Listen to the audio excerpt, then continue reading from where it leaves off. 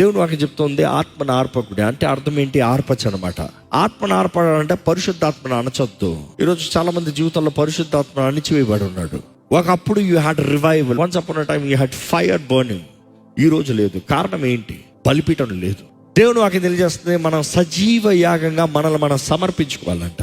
దేవునికి ఇంపైన ధూపంగా, శ్వాసగా మనం మారాలంట. Sweet aroma. దేవుని అగ్ని నీ పైకి రావాలంటే నిన్ను నువ్వు సమర్పించుకోవాలి. నిన్ను నువ్వు ప్రభు పాదాల దగ్గర పెట్టుకుని, ఇదిగో ప్రభు ఐఎమ్ హ్యూర్. ఎవ్వరు సమర్పించుకోకుండా పరిశుద్ధాత్ముడు రాడు. ఇప్పుడు జ్ఞాపకం చేసుకోండి, పరిశుద్ధాత్ముడు ఎవరిని దాడి చేయడు, ఎవరి మీద ఫోర్స్ తీసుకురాడు. He would only come when you surrender. సమర్పించుకుంటే మాత్రమే పరిశుద్ధాత్ముడు నీ మీదకి వస్తాడు. కట్టెలు ఉన్నంత వరకు నిప్పు ఉంటుంది, అవునా కాదా? నీ సమర్పణ ఉన్నంత వరకు పరిశుద్ధాత్ముడు ఉంటాడు. జాగ్రత్త. నీ సమర్పణ లేకపోతే నీ స్వార్థము, నేను నా అని వచ్చిన రోజున పరిశుద్ధాత్ముడు అగ్ని ఉండదు అక్కడ.